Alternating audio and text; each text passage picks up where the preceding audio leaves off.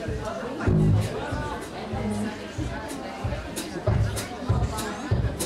marche, hein? Ça marche.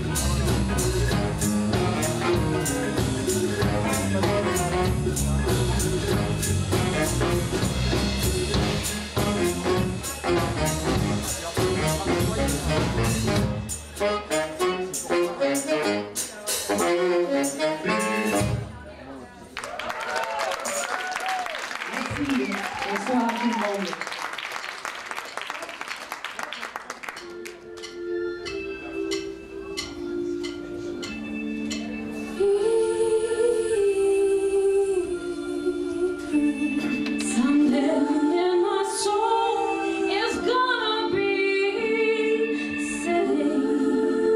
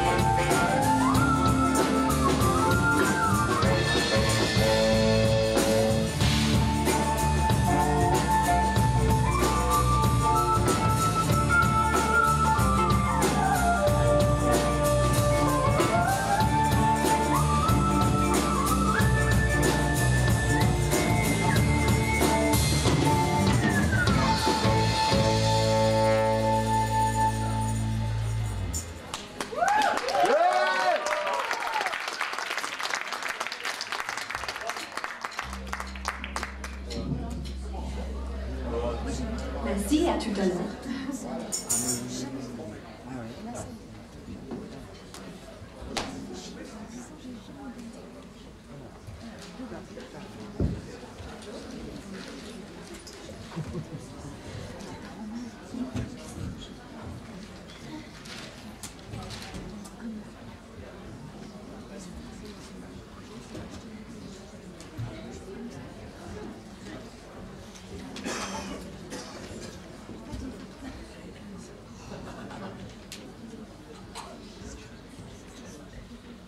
Well, hello and welcome. If you guys are standing in the back and you would like to sit down, there are plenty of chairs. Donc, bonsoir et bienvenue au GRIT&ROCK AWARDS 2019. Ce soir, nous avons célébré l'alpinisme au féminin. C'est événement international dans la capitale internationale de l'alpinisme. Nous avons le privilège de recevoir ce soir de nombreuses grimpeuses de renom. Nous allons alterner les discours dans les langues françaises et anglaises sans traduction. Pour cette soirée, j'ai un privilège de partager l'oratoire avec Lydia Brady, ma copine, et la première femme à avoir atteint le sommet de l'Everest sans oxygène. Lydia, à toi.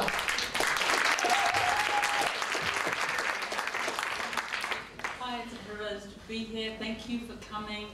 And I know Marsha because we shared an Everest Summit day together, and we liked each other's style, not just in fashion. And we recognised in each other that we are both quite passionate about encouraging female alpinism, and that is why I'm here. Tonight our show is divided into three parts. Part one, Marsha is going to host the wonderful Elisabeth Revol, and we shall also see a short film by Elisabeth. Then we're going to have another number by this fantastic band, Les Edgar. Fantastic, thank you very much for your music. Part two are the interviews. So first, and some short films. So first I will speak to Caro North, who is the winner of a performance grant in 2018 from GRIT&ROCK. And she's got a series of quite spectacular photographs that she'll talk about. And maybe I ask her a question, depends how fast she talks. She talks pretty fast. Secondly, I'll introduce Anna Torretta, who also got a performance grant and changed seats. And then part three is when it's going to be quite brief, and we announce the winners of 2019 GRIT&ROCK Expedition Award. After that, it's going to be wine and music, and please stay, talk to some of the interviewees, dance, whatever, but you're most welcome to stay and drink wine. Thank you. We aim to be finished about 8:45, so we'll try and keep this whole thing moving. Thank you.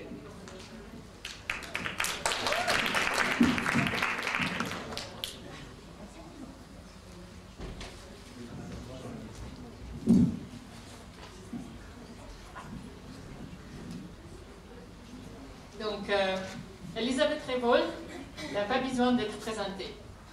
C'est une des alpinistes les plus accomplies de cette décade. Elle a réalisé plusieurs premières. L'enchaînement des plus rapides du géant J2 à Pakistan. 2 sommets de plus de 8000 mètres en seulement 52 heures. La première ascension féminine du Nanga Parbat à Nevers. Une ascension dans la face sud de la Napurna, une tentative en hivernal à Manaslu. En l'année 2017, il a atteint l'altissime du Makalu, le sommet du Lhotse, et a tenté de gravir l'Everest Sanox, c'est là, en seulement 2 semaines. Une reine des Himalayas. Aujourd'hui, nous avons le privilège de recevoir Elisabeth.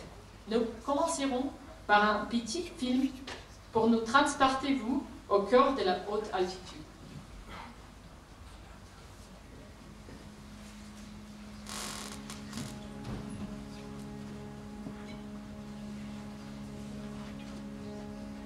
20 years ago, I was a mountaineer and I discovered Himalayism 10 years ago.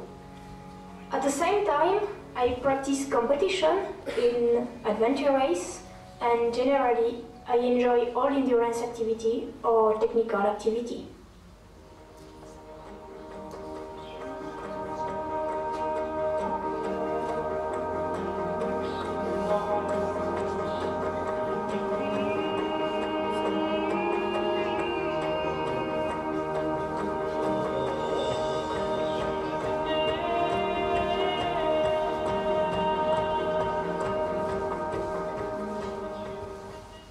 Since I'm very young, I like a sport, I like the effort, I like to play with my body.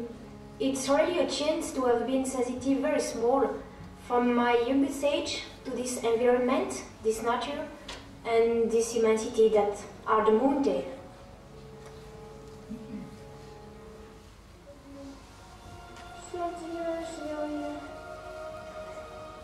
La vue, c'est la plus belle, la plus géante. C'est vraiment exceptionnel.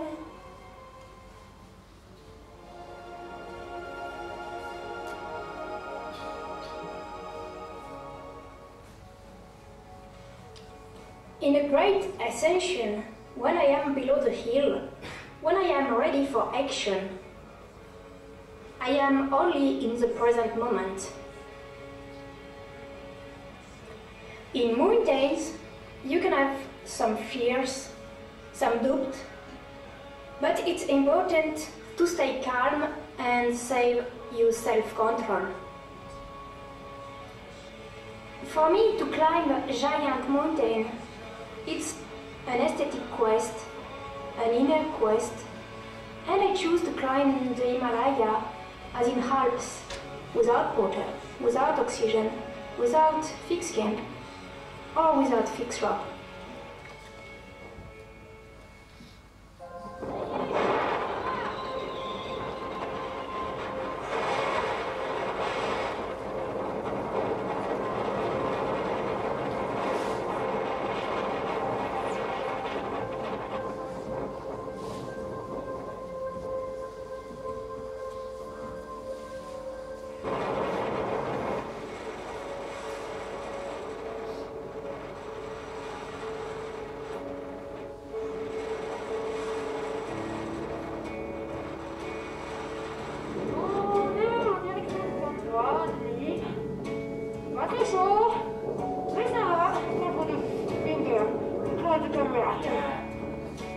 For now, there is no other experience I had in my life as strong as Himalayism, or especially winter Himalayism. It's a particularly rich experience in my life, and it's a really interesting feeling to be so small in this huge nature, and to say that we are little pride and we advance to reach our goal or to reach our summit. I really feel like I'm chasing my dreams, my kid dreams. I know that some dreams are ambitious, some dreams are engaged, but the most important thing is to try them, is to follow them with sincerity and with humility.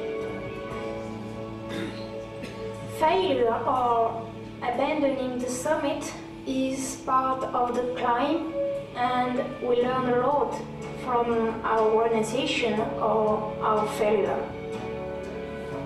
I know that danger and risk increase in winter climbing, but I confront them by training as never.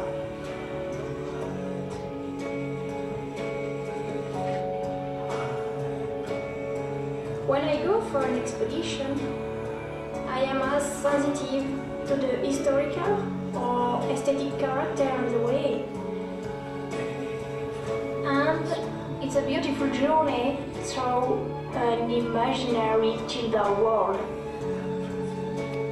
We were very happy, just starting to sleeping with the nose completely frozen, but our heart was on fire in this time. We really go up there for live that. Live that intense minute, that intense hours, and or intense day, where the time is stop and our heart is running. Du muesli, on est le 1er janvier. Happy New Year to everyone. And this is our breakfast for the Happy New Year's. We are all passionate and we live foolish things. And when we know that the risk exists, we love even more life. And I think that up there, we all love the mountain. But we have the love of life above health.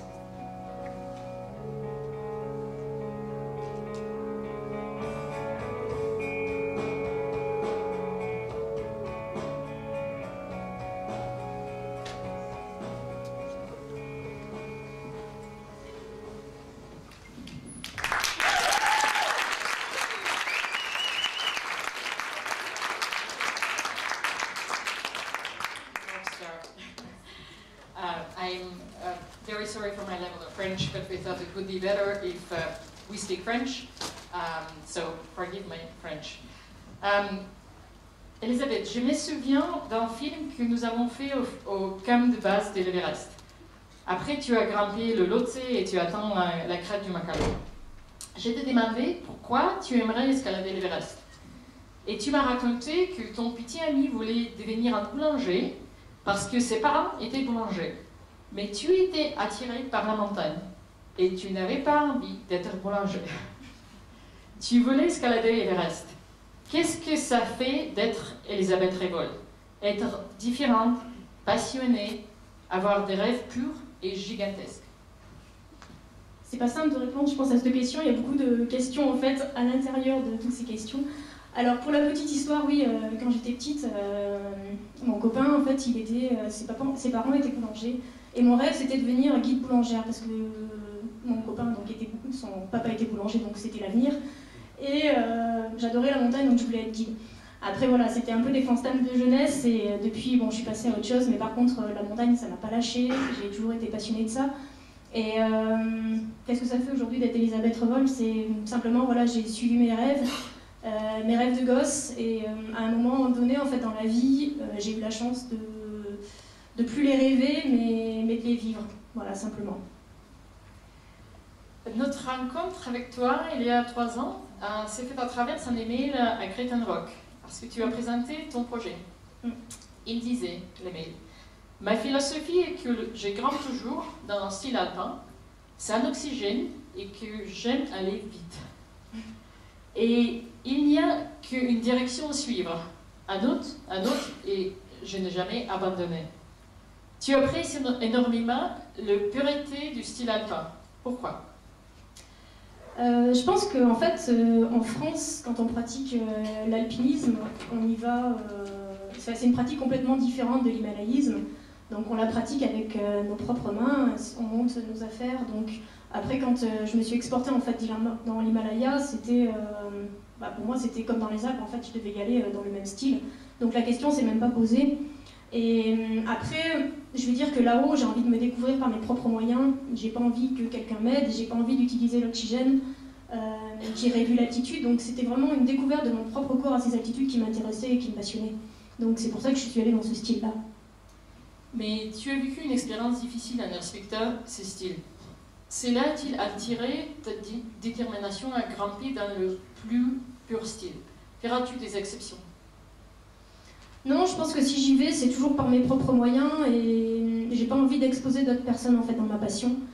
Et pour moi, le style que je préfère et que j'affectionne, c'est le style alpin et je continuerai dans cette voie-là. Pour atteindre le sommet du Nanga Parbat, il a fallu un certain nombre de tentatives. Des va et des viens, un hiver, au Pakistan. C'est dur. Quel est l'intérêt de revenir à un objectif qui semble insurmontable? En fait, le problème, je veux dire, c'est que la première année qu'on y allait, c'était en 2013, et à la fin de cette année-là, on a senti que quelque chose était possible. Donc à partir du moment où en fait on se dit que le projet est impossible mais que finalement il est possible, et ben on va toujours continuer et on va s'y acharner, et tant que j'ai pas atteint mon but en fait je vais y aller. C'est un peu ce que je dis dans le film, c'est que je pense qu'en montagne forcément l'échec fait partie en fait des ascensions, on apprend énormément en fait de ces échecs, et si on renonce au premier échec, on n'avancera pas en fait dans sa vie d'alpiniste. Donc l'échec fait partie des choses, on apprend énormément et il faut continuer dans cette voie, et moi j'ai toujours la motivation pour ça. Et on a discuté votre tentative hier avec Victor Sandal, celui ici, et les autres juges des prix. Et on a une question, pourquoi vous avez choisi, bien sûr que c'est une ligne nouvelle, mais c'est un peu des finitions de la ligne de Messner. Pourquoi vous choisissez cette voie? Parce que c'était une des voies les moins exposées en fait sur le manga et qui nous permettait d'y aller en fait en style alpin. Donc c'est pour ça qu'en fait on est allé dedans. La voie King-Chauffeur en hiver, elle est extrêmement glacée et sans corde fixe, c'est vraiment dangereux. On peut monter, mais par contre la descente ça va vraiment être laborieux. Donc en fait notre choix de voie s'est fait en fonction de notre style. Moi mon rêve c'était vraiment de le faire en style alpin, et du coup la voie la plus judicieuse pour y aller c'était par la voie Messner de droite. Des sommets. Certains alpinistes chevronnés disent que ce sont les 5 derniers mètres qui sont émotionnels, pas les sommets. Mais peux-tu parler des deux manières différentes de vivre en sommet? Peut-être tu peux nous donner les petites histoires des différentes émotions. C'est vrai que l'émotion, en fait, on la ressent avant le sommet, et finalement, quand on est au sommet, c'est déjà l'aboutissement et on est déjà presque dans la descente.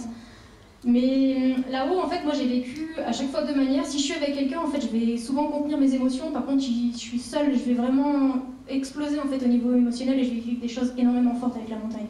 Donc c'est vraiment peut-être les deux directions que j'ai prises émotionnellement sur un sommet. Une petite histoire? Petite histoire. Peut-être quel est le sommet sans Nanga, sauf Nanga, qui est le sommet plus émotionnel pour toi? En fait, j'ai vécu deux émotions énormes. C'était en Amérique du Sud, sur le Pequeño Alpamayo, où c'était la première fois en fait, que je dépassais les 5000. J'étais à 5004 et j'étais toute seule en fait parce que mon partenaire était malade, donc il était resté au camp de base, et donc j'étais seule sur cette montagne. Et ce que j'ai vécu là-haut, c'était énorme. Et après, la deuxième grosse émotion, c'était au sommet du G1. En fait, il n'y avait pas de vent, il faisait que moins 12, c'était exceptionnel au niveau des températures. Et là, ouais, j'ai explosé de joie à ce moment-là aussi. Et c'était l'aboutissement aussi d'un gros projet. Et une découverte aussi des 8000, donc quand même pas mal d'aboutissements en fait, à ce moment-là. Et là, tu connais, Géant, tu connais que il y a le créneau assez grand pour faire les deux. Comment tu as décidé de faire deux? Au départ, j'étais partie pour faire les deux, effectivement, et après, il y avait un créneau qui se dessinait de 4 jours quand je suis partie du camp de base. Mais là-bas, la météo tourne souvent parce qu'on est au Pakistan, donc du coup, c'était pas simple. Donc j'ai affiné en fait au fur et à mesure en fonction de la météo. Et je suis montée en fait doucement sur le G2. Après, quand j'ai atteint le sommet, je savais qu'il y avait un créneau de 2 jours qui tenait, donc j'ai foncé en fait sur le G1. Et je me suis sentie bien à ce moment-là. Bah, c'est un coup de chance aussi hein, sur ce type de sommet. Et les alpinistes parlent de marche, que c'est important d'avoir de marche dans cette situation. Comment tu gères ton marche? Ma marge en fait, oui, je pense que c'est extrêmement important d'avoir de la marge en fait, sur ce type de sommet. Quand on est au sommet, on a franchi que la moitié de la voie et il faut penser à la redescente. Donc là-haut, il faut toujours être à l'écoute de son corps, c'est vraiment très important. Et il faut étudier en fait, chaque petit signe qui ferait que on n'est peut-être pas à la bonne place au bon moment, et il vaut mieux redescendre, renoncer et revenir, la montagne elle reste dans tous les cas. As-tu un autre projet de la même dimension que le Nanga Nuer? Quand tu penses de tes rêves, c'est peut-être pas remplacé, mais y a-t-il les autres choses qui te tirent beaucoup? Oui, j'ai plein de projets dans la tête, mais c'est dans la tête, c'est mes rêves de gosse. Dans le film ici, tu parles de l'importance de la capacité de faire demi-tour. Comment prends-tu une telle décision? En fait, je suis extrêmement sensible à chaque détail de mon corps, et je sais que s'il y a quelque chose qui ne fonctionne pas, je ferai demi-tour. Et après, le deuxième paramètre, c'est vraiment la météo en montagne, et de suite qu'il y a un signe au niveau de la montagne qui ne fonctionne pas, je fais demi-tour. Donc c'est ce qui s'est passé sur l'Everest. La météo était franchement moyenne, il faisait pas beau, il y avait du grésil qui tombait, et là j'ai pas pris de risque, en fait j'ai fait demi-tour. Donc après voilà, c'est vraiment les deux côtés, et le côté personnel et le côté indice de montagne qui me font faire demi-tour. As-tu peur de l'échec? Tu es un athlète, tu es quelqu'un d'athlète de haut niveau. Comment tu es sûr à ton retour? Je pense que l'échec fait partie des ascensions et on apprend énormément en fait de nos échecs. Donc après on est toujours déçu à un moment donné quand on rentre et qu'on n'a pas atteint son sommet. Mais après cette déception, je pense qu'il y a, au contraire, il y a une dynamique qui se met en place et on travaille énormément en fait sur ce qui n'a pas marché et on ajuste en fait tous ces petits détails pour que ça marche. Donc non, moi l'échec en fait, ça m'a toujours plus appris que le succès, même si on préfère un succès.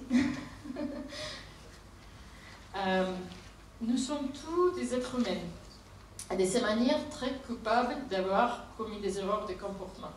Par exemple, ignorer une évidence de la montagne parce que nous sommes dans un endroit fréquemment.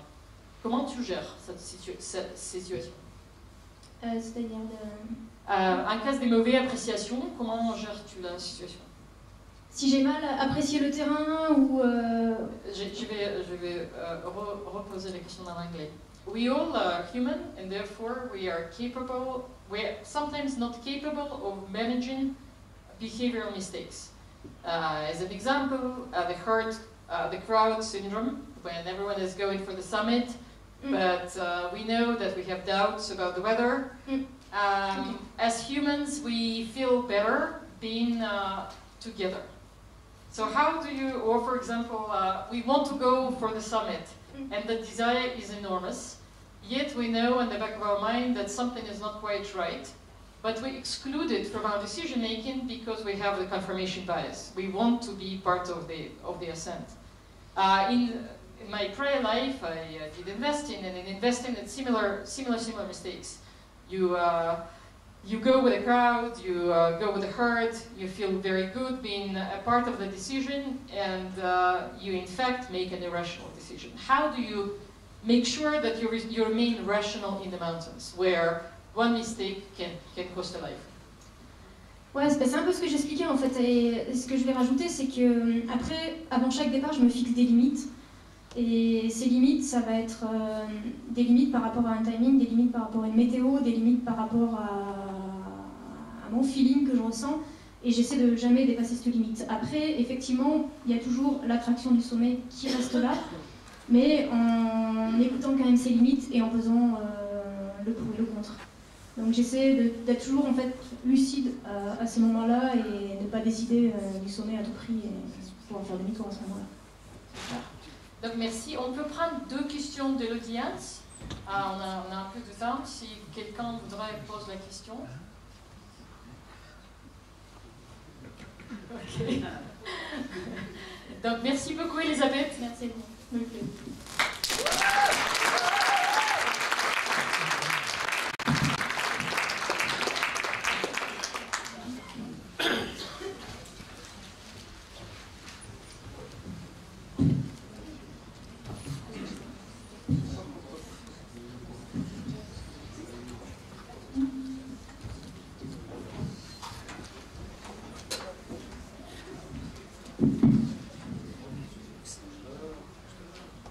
Donc, un petit peu de musique. Si vous avez envie, n'hésitez pas à vous lever, clapper les mains, danser, comme vous voulez, comme vous sentez.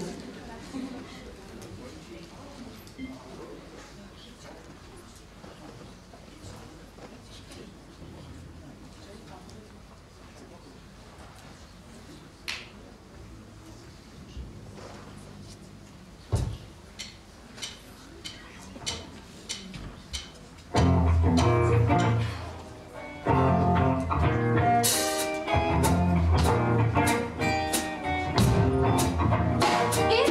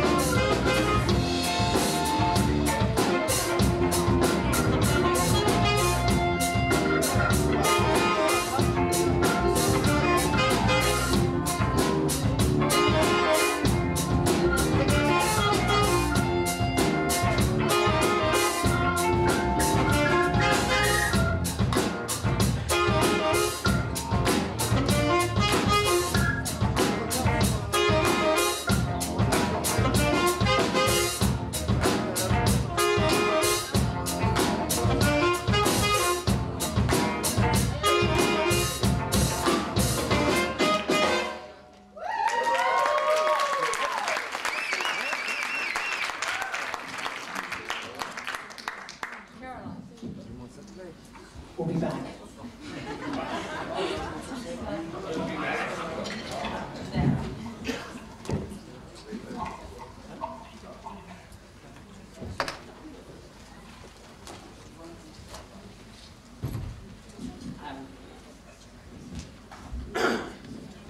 Pleasure to introduce Caro North, who's got great hair. I used to have hair like that, actually. And she's going to show us some fantastic images and talk about her life as a climber. Yeah, I'm just going to show you a couple of pictures from some of my expeditions. Pretty short, so because I don't have much time, but just to give some impressions. If I get my pictures. Thank you.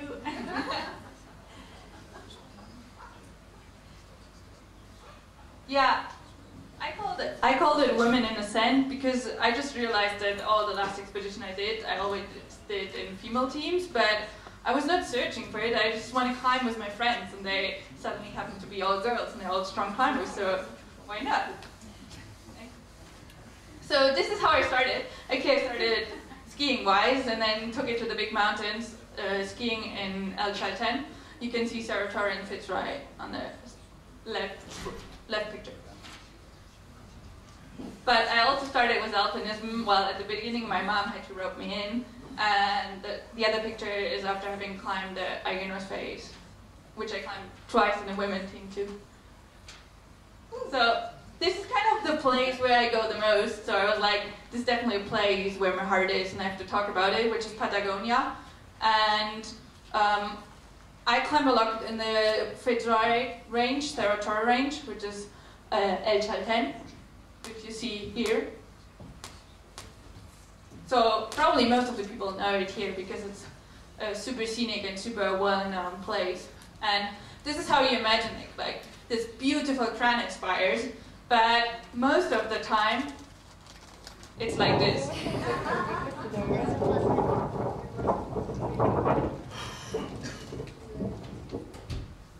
So we can't really hear it, but this was the day that was supposed to be good, and it ended up like this. And one really special mountain there for me is Caro North, which is this left mountain. I mean, there's tons and tons of stories about Caro North and how it, and like myth and mythology, how it has been climbed, when it has been first ascended. And it's just this like super beautiful mountain. And already the really first year I went there, I climbed it nearly to the top. So we had to turn around 3 pitches before the summit. And then walking back, I really had the mountain in my head. And I was like, oh, I want to go back there. I want to summit it. And I was kind of frustrated. So I went back the next year. And there was no good weather at all. We spent just 2 months of bad weather in Chalten hanging out in the village. And I mean, this is kind of Patagonian reality. And then I went back the next year together with my friend Christina. And yeah, we started walking to Caro North again. And walking to the west face is super long. You walk at least 2 or 3 days to get there. And you just walk on a flat glacier forever. It's pretty boring though, even more if you have done it already. But, well, we walked there again, but then got to this, which is like this super amazing and fantastic ice climbing. So this is the 2 of us climbing up to El Elmo. So this is still like the easy part where we're climbing up, and we still have our camping gear and everything with us. And then we would camp, and then this is the next day. So you climb in this like big merengue formations, and it's one of the most impressive ice routes I've ever climbed. And the amazing thing was that this day, Christina and me were like alone on the mountain. There was one other party like way below us, and they were friends of us, which was really funny. But if not, we were alone. And the first time I climbed it, actually I didn't get to the summit because there were so many people, and we were just waiting the whole time, and it got dark. So actually I'm happy I didn't get to the summit the first time, because I had to go there again, climb this amazing route again, and in way nicer atmosphere, because we were just alone. And this is so different than if there's like 8 other parties. And this is the head wall, kind of the steep ice part to climb up there. It's like super impressive, all these formations, these ice formations. I've never seen them anywhere else in the world. And this is these famous tunnels. So you climb through a tunnel. This is like a photo taken upwards. So it's super steep ice climbing in a tunnel, but it's super fun. And this is also formations that you don't find at many places in the world, because this is formed by the wind, so it's not man-made. And then you climb through the tunnel, and then you get to the last mushroom, which is like kind of the crux of the route. Because the last mushroom, it's just like vertical snow, and you can't put any protection, and your ice axes, they will just go through, and you kind of walk like on raw eggs. It's like super hard getting up there, and I mean the first protection probably put it up to 10 meters, and it's a really bad ice screw. I was thinking maybe it might like hold a little bit, or at least make me fall a bit slower, but whatever. Luckily I didn't fall. So yeah, we got up to the summit, and it was pretty amazing to be up on the summit after like 3 years of trying, and it was just a big dream, and it was super cool to do it with Christina, because there was no girls team, and there's still no other girls team having free climbed Torretta. So it was kind of cool to be the first girls team doing this. But for me on the summit, it's always just half of the way, because you know, like El Chalten is super far away back there, and like to be super happy, you can only be super happy when you're back home, because there is still all the rappels going all the way walk out of the big ice field. And actually it got super windy, the window closed down, the weather window closed down earlier than where we saw it. So we started rappelling, and then from there on, kept on going for 48 hours. So we didn't stop anymore, because the wind was getting so strong, and making us fall on the ice. So we were like, we have to get out of here, and we got quite scared. So I was more scared on the way back than on the whole climb, because the wind was so strong, and we were like, we knew that we had to get out of the ice field before it gets too strong. And yeah, so we walked 20 hours straight till we reached El Chalten. And when you see these slides, it's just like, wow, crazy. We finally made it back. And it was a super cool experience. And I mean, since then I've been back lots of times, because there's so many other cool stuff to climb there. And another like really important part for me of climbing is like making the friendships I do. And this girl, I met her in Chalten actually. It's Brett Harrington. And we just got really good friends, and then we went climbing to Indian Creek together and tried to do some hard off-width climbing. And I'm talking about her because we did like all kinds of climbing. So we went back to Patagonia in winter 1 year ago, and actually we wanted to mix climb, and we ended up like digging in big, big, big snow all the time. And this was kind of the only time we had good weather. It was so beautiful, but there was just so much powder everywhere, like all over, on the walls everywhere. So we finally realized that it's super hard to climb with all this powder, because there was even big avalanche risk. So we tried a couple of times, and then got it that we had to end up skiing. So we skied some really, really cool stuff there. And actually there's good skiing in Chalten, like not only climbing, it's super fun, and there's quite some good powder, so we enjoyed it.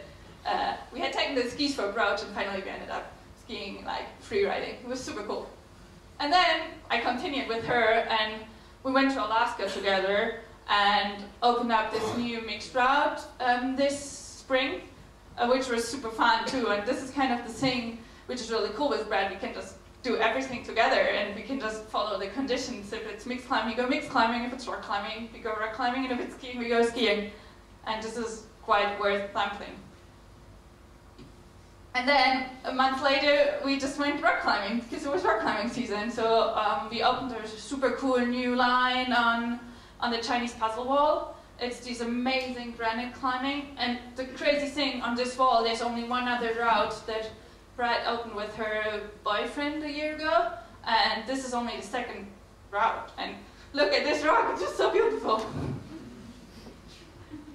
Okay, and I want to talk to you about one more expedition, which is an expedition to India, to Kishtwar, where we got the GRIT&ROCK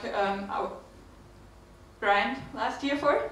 So I went there together with two friends from the US, with Whitney Clark and Chelsea McKee, that actually I had met in Patagonia too, and that I knew from there, and our co-captain. So the first adventure was already here. We had to cross this big river, and unloading the car, the first duffel fall into the water and swam away. So Josie didn't have any expedition gear anymore because it was her duffel. So we were like, no way, our expedition is going to end before we even like started hiking in. So we actually drove down the valley for 7 kilometers and always saw the bag popping up in the water in the middle of this big Himalayan river, like, oh, no way it's ever gonna come to shore. But actually it did. So 7 kilometers further down, we got the duffel again, and there was still everything in there. So we could continue our expedition. So we hiked in and spent a couple of days with these nomad people while hiking in. And this is something which is kind of really important for me when I go on expeditions, to get to know other cultures, to be with these people. And they were, for example, making fresh butter for us. And this is something that makes an expedition and whole experience. It's not only about mountains and the rocks, it's also about the people you meet. And yeah, we arrived at this place and there was no bridge, it was just a river. And the porters, they were telling us, so base camp is here, but it was super far away from our mountain. So we ended up building this bridge during one whole day. And the shepherds were super happy for the bridge and used it the next day too. But this was not the only challenge. This expedition was definitely full of challenges. Well, we had to cross this crazy glacier, and I've never seen such a broken glacier like this one. And I've been to a couple of places in the Himalayas and stuff, but it was horrible. The weather was bad mainly for 3 weeks. You'll see the good weather pictures here, because the others, they're just grey, rainy, and snowy. But actually, we didn't have much good weather. This was one of the only good weather days at the beginning, and we saw this glacier, and we're like, wow, how are we going to get through there? And then we tried every day, but always ended up in the clouds, always ended up in the fog, and never made it through. Until we got good weather again. And this is how it looked, actually, in this glacier. We had to climb steep ice to get through these crevasses and everything. And then we got a couple of days of good weather, but the real objective we had come for, it was full of snow. It was a west face, more than 1,000-meter rock wall, and it was full of snow. It snowed so much that it was impossible to climb it. And we had only 2 days of good weather. Actually, it was 3 days, or we were hoping for 3 days. So we're like, no, it's impossible to climb it. So we went for a little lower mountain beside, which Simon climbed, and we just climbed 10 amazing granite pitches and opened these 10 new pitches, which was amazing climbing. And then, luckily, at night, when it got dark, we found this ledge, and we had a place where to camp and where to put up our tent on the mountain. And then the next day, we waited for the sun to come out because it was super cold, and then started rock climbing again. And actually, it looked like a super day. We're like, cool, we'll make it to the summit today. But 2 hours later, a big storm rolled in, and it started snowing again, all the time on this expedition. And it snowed so much that it was all white. And we had only 1 pair of crampons because we wanted to go light. And we only take crampons for the leader. It was quite tricky to get down and wrap down again. So we wrapped to our little ledge, slept again, and then wrapped down and walked out all the way till base camp in the same day, because we knew the weather's going to get bad again. And actually, luckily, we walked out under there because it got super snowy, and it snowed for 3 days straight, and we wouldn't have been able to cross this crazy glacier if it was all this snow. So we were happy to be at base camp, and actually we had to put an alarm every 2 hours to get our tents out because it was snowing so hard. But well, this is how expedition go, and this is kind of our final photo. Arjuna, the mountain we wanted to climb, is the big wall in the back, but well, we didn't even get to touch the wall, which is kind of sad, but I mean, it's always a success to come back and be alive and don't have any injuries, so the mountain stays there, you have to just try again, I guess. Well, and as I like so much the cultures of the countries, I stayed 1 more month and just traveled with 2 Indian friends for climbing and bouldering, and yeah, we went this little village for bouldering for a long time and just hanging out with the local people, which was a really great experience, and my Hindi is getting better and better.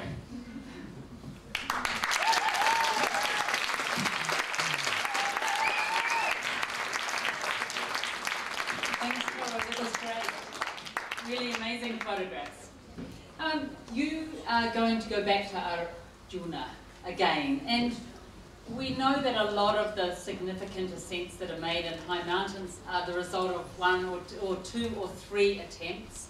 So this is really great. But it's nice to ask Caro what draws her back to this particular mountain with such a complicated glacier approach. So on one side, I know the ways through the glacier now, so if I go back, it's going to be easier, hopefully. And the wall is super inspiring. Having it seen from close, it's just such a good challenge. And I think a mountain has to be a challenge and inspiring to go back. And it doesn't feel too dangerous. I've had other expeditions in the Himalayas where, for example, once on Nilkant in the Garhwal Himalaya, my friends, they went back the year after, but I got too scared because you have to traverse a couloir where seracs are falling, and I just didn't want to come back. It was not worth for me. So safety as well as beauty, huh? Oh, for sure. Yeah. Okay, so what stands out in Caro's climbing to me and her expeditions is the passion and the joy and the joie de vivre that she has displayed. And she's been exceptionally successful climbing with other women and creating multiple different female teams. Caro, tell us what's unique to climbing with an all-female team and what you've learned from these adventures. So I think for me the important thing is to climb with friends, and I'm not forcing it to climb with women. I just want to climb with my friends, and they're all strong women, so it's even greater. And I think what's really like something I feel a lot in women's team is that the communication is super good, and this is something I really enjoy. Oh, international problem. Caro, when I first met you, I was impressed by this joy. However, you are human, and so do you have doubts, or do you have sleepless nights before a climb, or do you have any anxieties? Because, you know, she seems like a pretty positive person, and sometimes that can seem a bit superhuman. Oh no, for sure. I do have these doubts, and sometimes you ask yourself, do I really want to go back there? Do I want to try again or not? And I feel my life is just like you have these big, big highs. You're like super happy when you get to the mountain, or when you do an expedition, and then when you come back and when you can relax, you get these super lows because you're so tired. Like your whole body is exhausted and your mind is so exhausted. So these lows, they're not really nice to live, but I have them. I always feel like I have big highs, but also big lows afterwards when I'm completely tired. But I know it is part of the game too. Well, thank you, and I wish you all the best for the next year. Last year she spent 8 weeks in Switzerland only. So I don't know, there's more than Adjuna this year coming up. What else have you got on, maybe? Well, I really love Patagonia, and this year I only spent 1 month there. This summer, Patagonia in summer, so I might go back in the winter. Good. Well, we wish you the best. Thanks very much.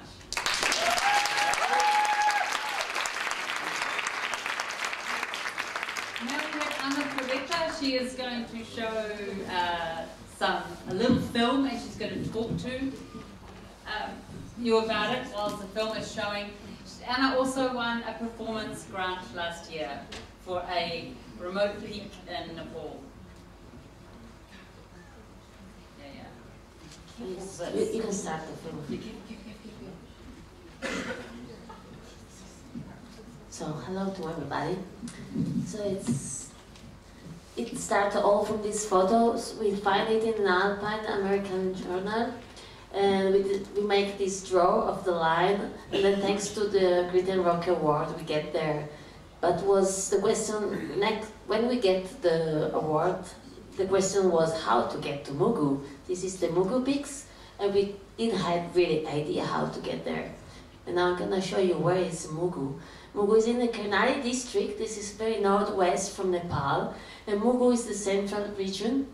And there is just an airport to this side of the east side of the region, close to Rara Lake.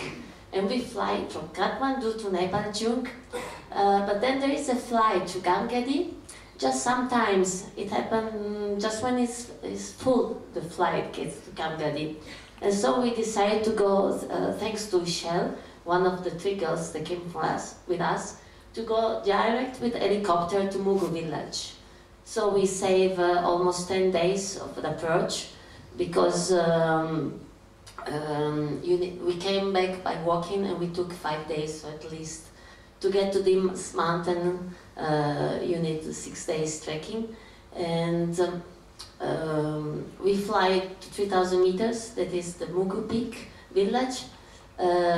We set our base camp at 4,000 meters, and the base of the wall is around 5,000 meters, and the summit is 5,570. But I'm gonna tell you not the story of the climb, but the story that this little man told me around this fire during the expedition, talking about what is Mugu and what it means to live there. Advertise? Yes. Our business? Yes. And our site? Yes, And we will. tourism site? We will. We will promote. Promote this place. Yes. There is very few tourists come here. Yes. And nothing to promote this place. Yes. So you hope you should promote more and more. Yes. In Europe, America. Yes. Yeah. Yes. We will see.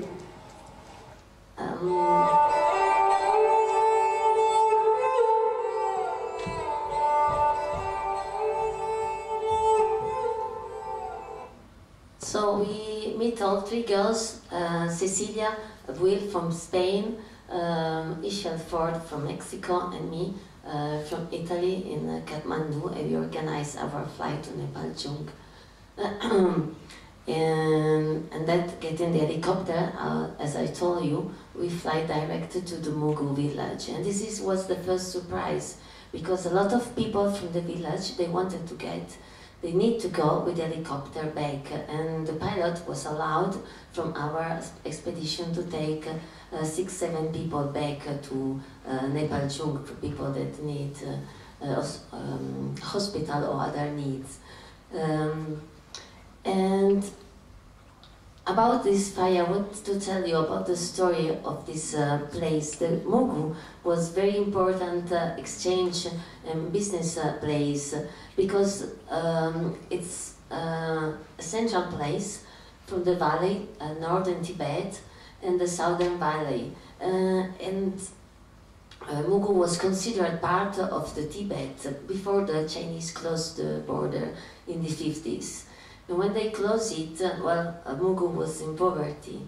And now there are three kinds of people that live in this place. They're just allowed to go through the border in China 15 days in the month of June, because they're gonna sell something very interesting. That is the Yachagumba.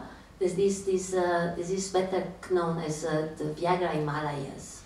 And all these people that live in Mugu right now, they look for this kind of medicine that is sell, and this the Chinese can buy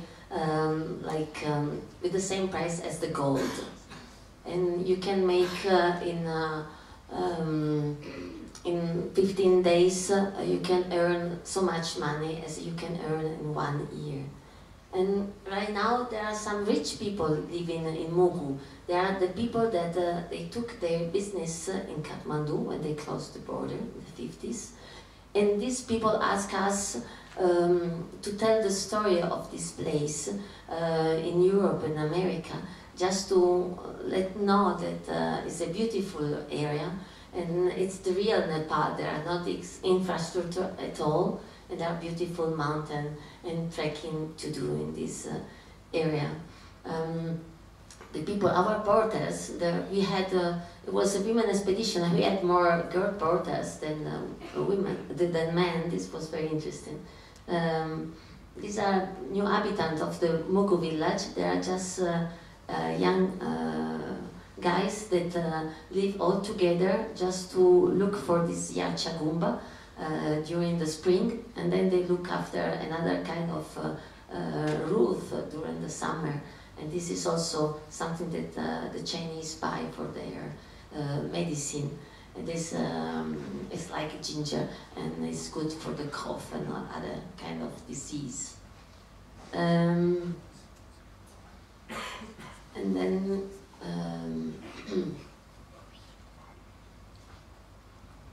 we got 10 days of very good weather. About the expedition, this is the wall it looks like from the south part. We didn't find any flat place to set up an advanced base camp. We have to hang our portalage at the base of the wall. And after 10 days we two tried to climb the wall before direct to the hole, and it was too poor rock and was not possible. And then it was snowing, and then we had to look for the southeast couloir. That it was not really good rock, as you see from the image. And we took 2 days to climb this couloir. We arrived as a pity 50 meters from the summit, and then for the poor rock and the cold, we had to come back. We had to upside down many times, looking, being very carefully for the bad quality of the rock. You can see the line that we made. Thank you.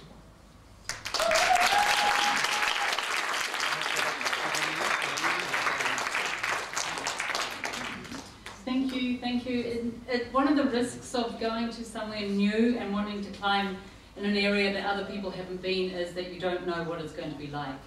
So if you want fast rewards, you go where everyone else has been, and if you want to perhaps find rotten rock, you go to somewhere new.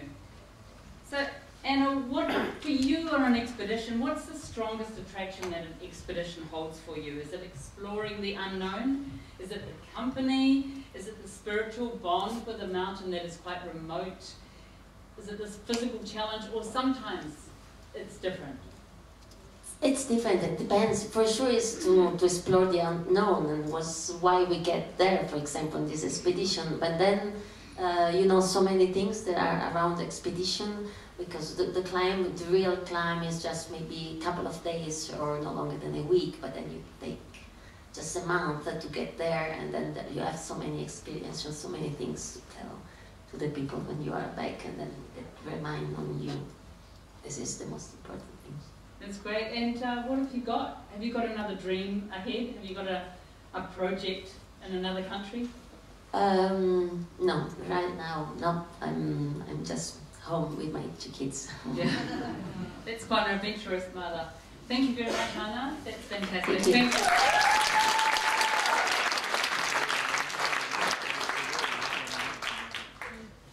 Now we have Masha and Dr. Tanya.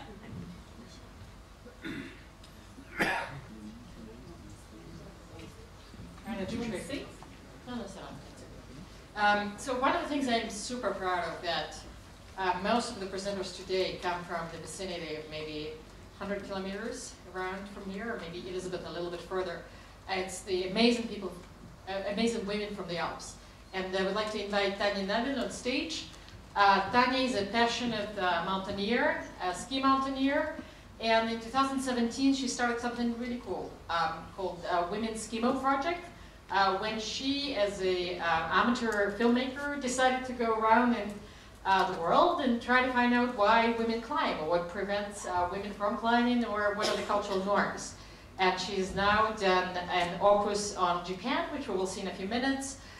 She has done an opus on Iceland with a beautiful mother and a daughter. Unfortunately, we won't see it today, but you can see it in the tour that Tanya's festival does around cinemas in Alps. And I'd heard that you are just mounting another movie about Greece. So maybe if you can tell us a little bit, and Tanya will speak in French, as we said, it's événement bilingue.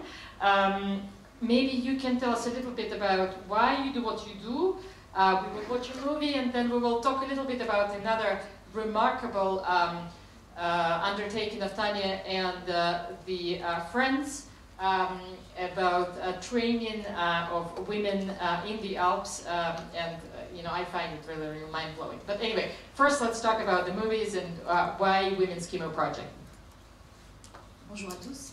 L'objectif du Women's Skimo Project, c'était de réaliser des films pour inspirer le plus de femmes possible à aller en montagne.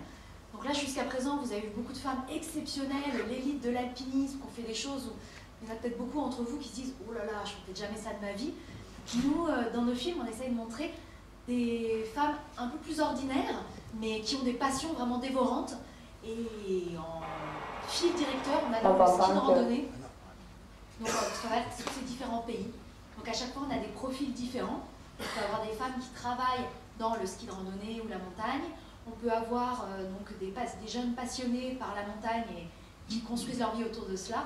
Ou tout simplement des mères de 2 enfants qui vivent ça à côté, mais on sent qu'il y a quelque chose qui les habite vraiment au niveau de la montagne, et c'est ça qu'on essaye de faire transmettre, et de vous donner envie en tout cas d'aller en montagne. Qui nous dit non mais de toute façon c'est sûr, hein, le ski alpinisme c'est pas pour les femmes, hein, c'est trop dur, les femmes elles restent à la maison, elles cuisinent et voilà, mais c'est trop dur, c'est pas pour elles. Et là tu fais ah ouais, c'est mieux.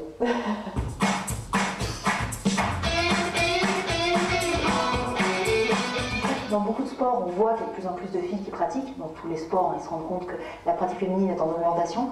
Mais les sports de montagne, je pense qu'il faut continuer sur la lancée, parce que face à la montagne, un homme ou une femme, c'est la même chose, quoi.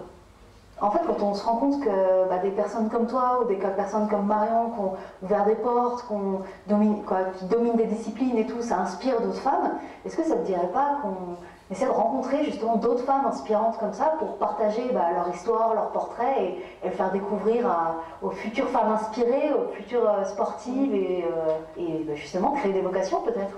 Ah bah ouais, moi il y a plein de femmes qui m'ont déjà inspirée et ouais, j'adorerais, ouais. Parce que j'ai l'impression qu'il y a beaucoup quand même de sportives ou même simplement de femmes dans leur vie de tous les jours qui ont été justement inspirées par des femmes pour créer leur vocation, et quand elles parlent de pourquoi je suis guide, pourquoi je suis sportive et tout, et souvent dans leur histoire on retrouve de noms d'autres femmes qui sont soit des grandes sportives, soit des fois la voisine d'à côté. Hein.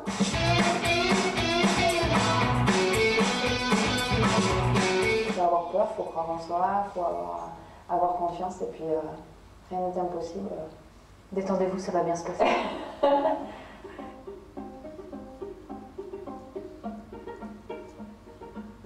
Le Japon, on le connaît pour le freeride, c'est clair, pour la poudre. J'ai un copain là-bas que j'ai rencontré en Nouvelle-Zélande qui m'a toujours dit « il faut que tu viennes, c'est la meilleure neige au monde ». Bon, au Canada, ils m'ont dit pareil, alors je sais pas trop. Mais oui, le Japon, on le connaît plus pour sa neige que pour les athlètes. Et les filles japonaises skieuses, en effet, on les connaît pas, c'est dommage, ça peut être super intéressant ça. Ouais, ça peut être un bon défi d'aller voir comment ça se passe le ski au Japon et comment ça se passe d'être skieuse femme japonaise sur les planches. Ouais, je suis pas sûre qu'elles aient aussi leur place, toute leur place dans le sport, dans le ski, et je suis pas sûre, mais je sais pas en fait.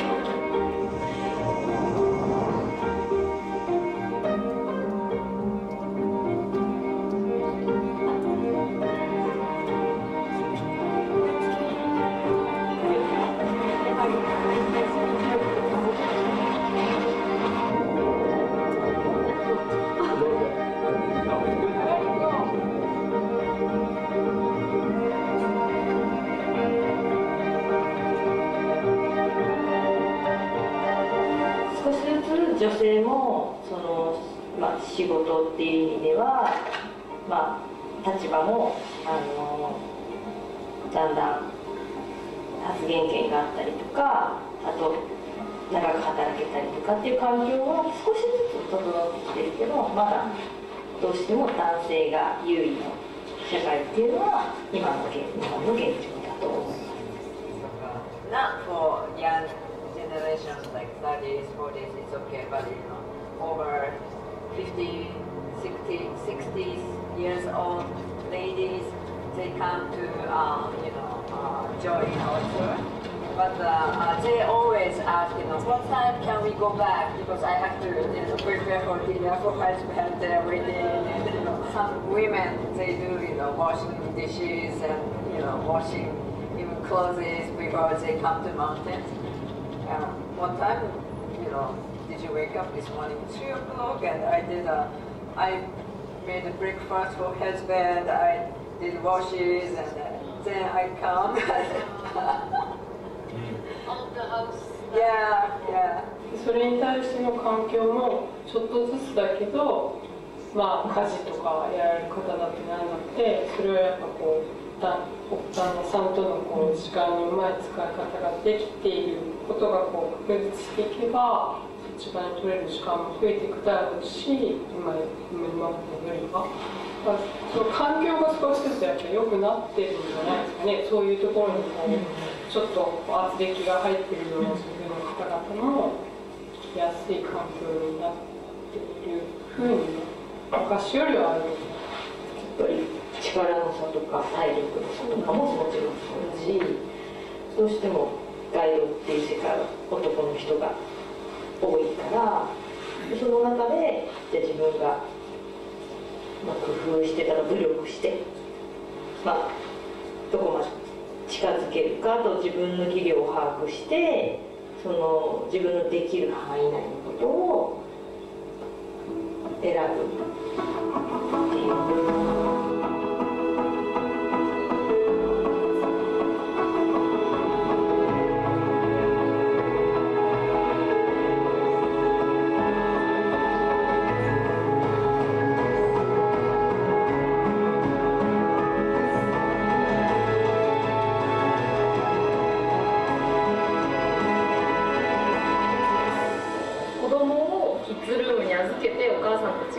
一人でスキーとかっていうのではなくて、子供とお母さんが一緒にスキーを楽しめるイベントを作っていきたいねって今は話してます。この一緒に上手くなる、子供とお母さんが一緒にスキーを楽しめるイベントを組んでいきたいなって今考えてます。いろんな人にやってもらいたいと思ってる。だからこういうインタビューとかもやってみようと思うし、Facebook であげたりとか、とにかくいろんな人に発信して、いっぱい楽しんでもらいたいと思ってます。Some female clients ask for, female mountain guides, and I'm only mountain guide here. 90% of my clients are female. Yeah, their guiding is more technical, so sometimes it's kind of too much because they pay for leisure, relaxing. So yeah, I have more beginners clients.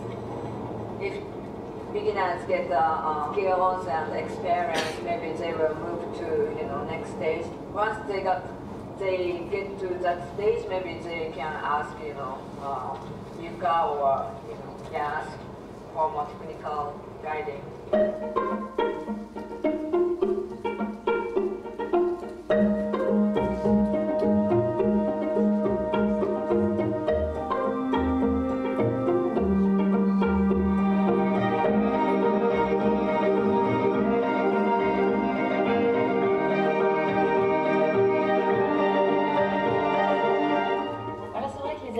quand même vraiment partagé sur en tout cas par rapport à la place de la femme dans le métier de guide. On a eu aussi bien donc, comme Yasuko qui va dire que pour elle, elle ne voit pas vraiment de différence. Bon, je pense que c'est principalement parce qu'elle a dû se battre pour être à ce niveau-là et pour être l'égale des hommes. Donc c'est un peu faire machine arrière que de venir dire qu'il y a une spécificité femme et une spécificité homme. Après, on avait Yuka qui disait que peut-être les femmes étaient moins fortes et qu'il y avait ce côté-là un peu dans les femmes guides qu'elles devaient compenser par plus de technique. Mais par contre, Michiko a un avis complètement différent où elle vient dire qu'elle a vraiment des clientes qui recherchent à être guidées par une femme parce qu'il y a vraiment des avantages, que c'est différent, qu'elles peuvent mieux parler, que les clientes s'y retrouvent beaucoup mieux. Donc voilà, on a eu vraiment 3 sons de cloche différents, en tout cas sur le statut de femme guide au Japon. les femmes, j'ai l'impression qu'au Japon, se sentent vraiment moins fortes que les hommes. Après, c'est sans doute dû aussi à la place de la femme dans la société. Les femmes, la plupart du temps, quand elles sont mariées, elles restent à la maison. Et on retrouve peut-être ça aussi dans les mentalités sur la place que se laisse la femme dans sa vie de tous les jours. C'est-à-dire que spontanément, elle se considère comme moins forte que les hommes.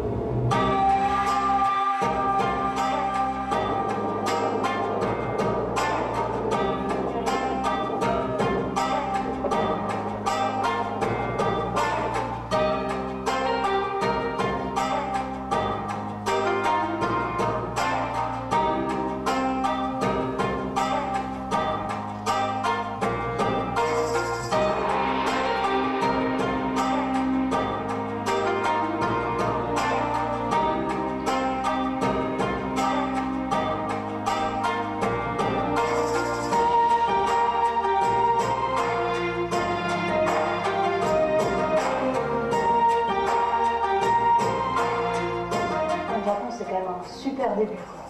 Moi, je pense que c'est que du positif. Ouais. Pour avoir vu les images, ça m'a fait rêver. Parce que rencontrer d'autres femmes, d'autres portraits, je pense qu'on peut ramener vraiment des super histoires ici. Ouais.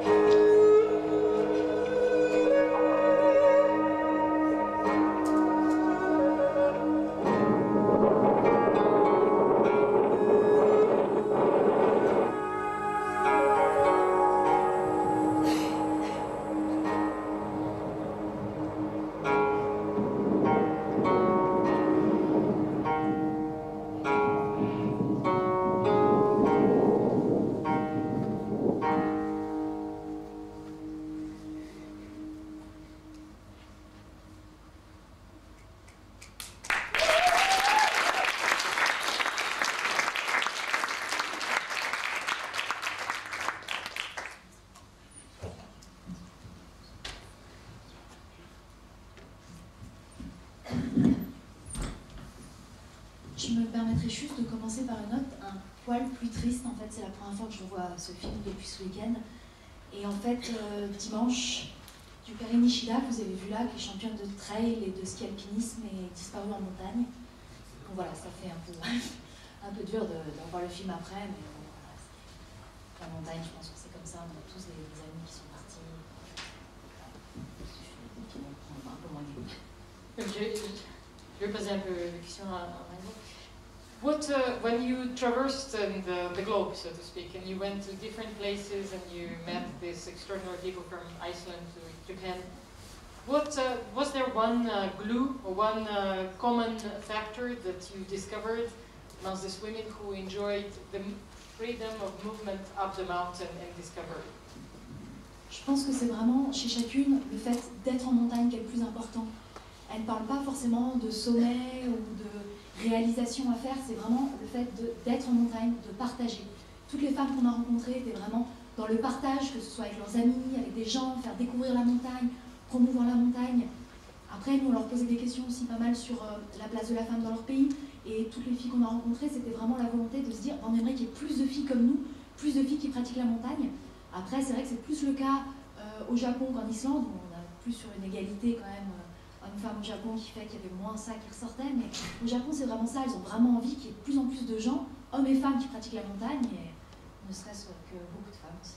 So for the audience here in Chamonix that practices ski rando on a daily basis, where should we go? You have seen and you have obviously had an actually remarkable chance of doing rando in Japan, Iceland, Greece, etc. Where do you think is the crème de la crème of ski rando? Ça dépend des critères. Si vous aimez la super bonne neige, je ne vais pas vous mentir, je vous conseille Hokkaido, c'est quand même assez phénoménal au niveau de la neige. Après, c'est vrai que l'Islande, c'est quand même vraiment beau parce que c'est quand même assez particulier de pouvoir attaquer tout le temps de la mer, venir grimper un peu n'importe quel couloir. Par contre, c'est pas pour la qualité de la neige qu'on va en Islande. Et la Grèce, qui est vraiment extraordinaire, c'est le dépaysement parce qu'on ne s'attend pas du tout à skier en Grèce.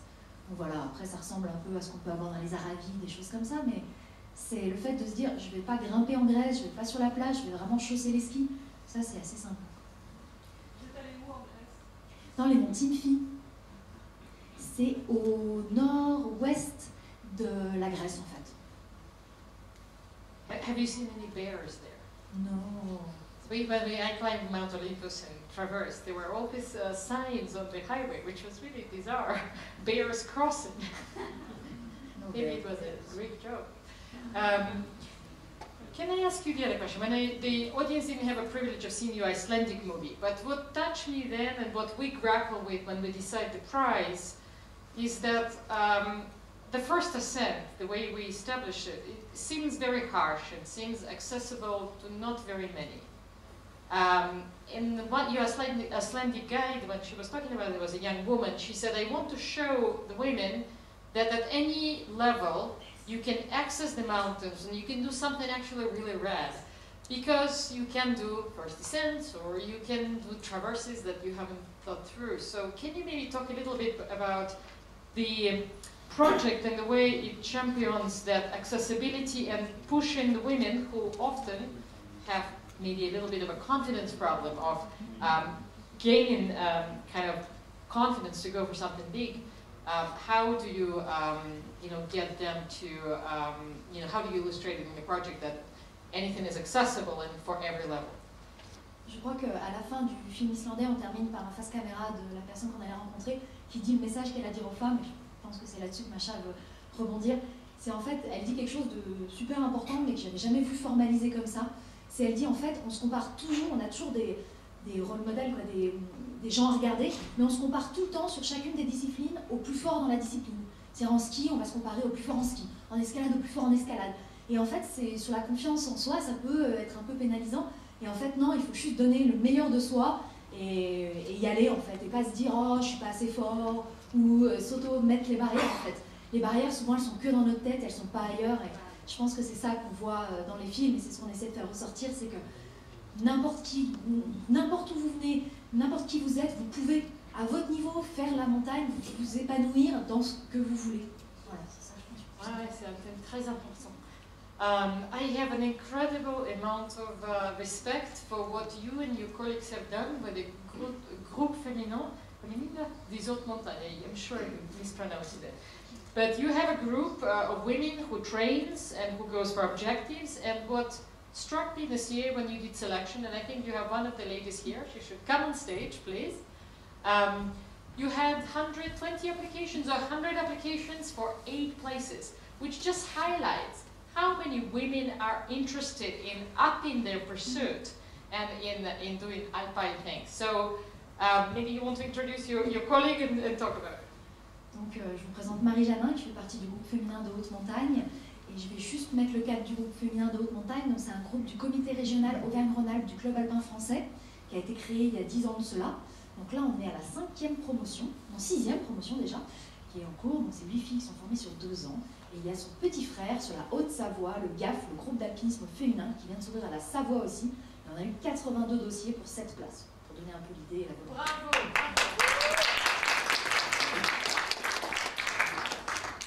Bravo. Dans la même logique que ce que Tania disait, mais c'est vrai que voilà, ce groupe il est vraiment chouette parce qu'il nous permet de pouvoir partir entre filles, d'être formées donc pour aller en montagne en toute sécurité, d'avoir des copines avec qui on peut aller après sur des choses un peu plus hautes parce que on se connaît et on peut aller sur d'autres cordées, d'autres objectifs. Et du coup, voilà, faire la promotion des filles, et c'est vrai que c'est vraiment chouette. On a toujours, quand on est en montagne, enfin en tout cas quand je suis arrivée à Cham, j'ai rencontré plein de personnes avec qui sortir, mais il y avait beaucoup de gars, et à chaque fois que je regarde là-haut et que je me dis je peux pas le faire, et je les regarde, je fais tu passes devant. Et c'est vrai que voilà, entre filles, il y a un moment où on se regarde et ok, allez, j'y vais, je prends le lead. Et ça, je trouve que c'est vraiment chouette que ces groupes soient là, parce qu'ils nous forcent à le faire, et après ils nous forcent à nous mettre, parce qu'on termine aussi ce groupe sur une expédition, et du coup, voilà, il va falloir tout construire, et ce sera, comme Tania disait, c'est-à-dire que ce qu'on a vu au début, on n'y arrivera jamais, mais en tout cas, on va faire nos trucs, et on va s'éclater, et on va passer du bon temps, donc c'est cool. Merci beaucoup. Pour la dernière partie, j'ai un j'invite on stage RideNRoses, Romy et Laura. On va commencer avec un petit teaser et après on va parler de son idée de web series about freeriding. C'est pas là, Jacques. Ok, on peut juste commencer avec le série.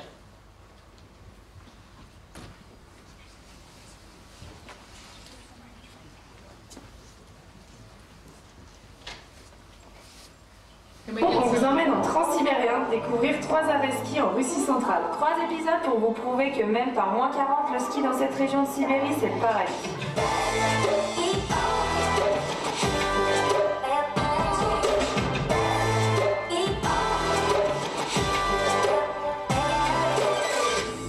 Premier arrêt, Louchba, à 3 heures de train seulement de Novokoudniak, un petit village isolé au milieu d'un labyrinthe de vallées, du ski sauvage à la sauce russe.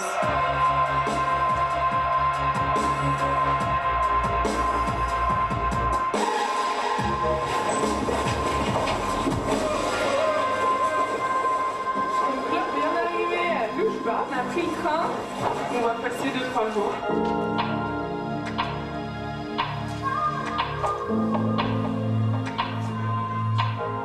Ну как обычно, как оденешься, так и будет тепло или холодно. То есть не от того, что ты сибиряк, да?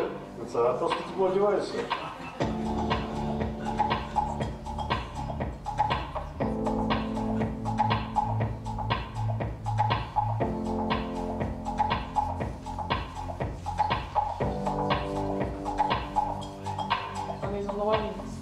Où j'ai jamais été skier. Tu mets les pots le matin et il y a plein de petits sommets autour du village. On pourrait se dire oh, c'est juste des petites collines, mais non, il y a quand même des lignes bien raides. Et une fois que tu arrives en bas, ben, si tu as le goût, tu remets les pots et tu refais la montagne d'en face. C'est génial.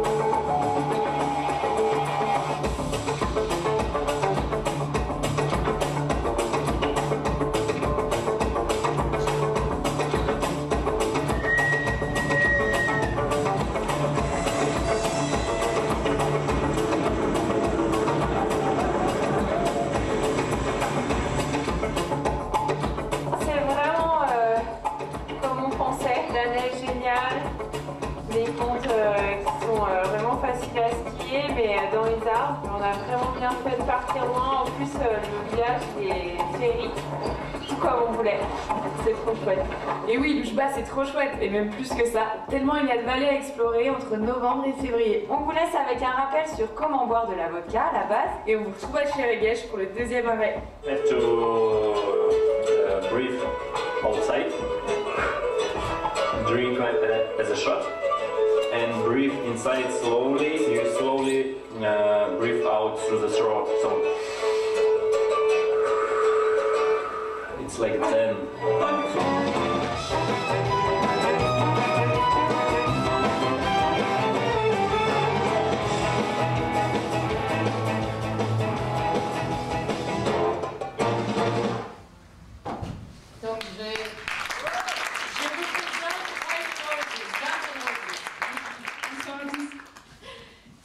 My first question would be why RideNRoses?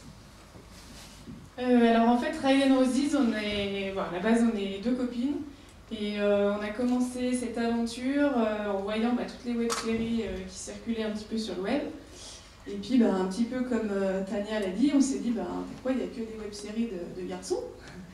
Et pourquoi pas nous? Donc on s'est lancé dans cette aventure comme ça, jusqu'à l'année dernière on a explorer surtout l'Europe, donc Autriche, Suisse, Italie, on est resté en local. Et cette année, on s'est dit, on va aller un petit peu plus loin, et donc on est parti début décembre en Sibérie. Super. I loved your introduction on the web. It's 4 skis, 2 girls, and 1 dream. Do you always agree what would be the next dream? How do you choose your projects? How does the concept of a travel, obviously this is very exotic, comes about?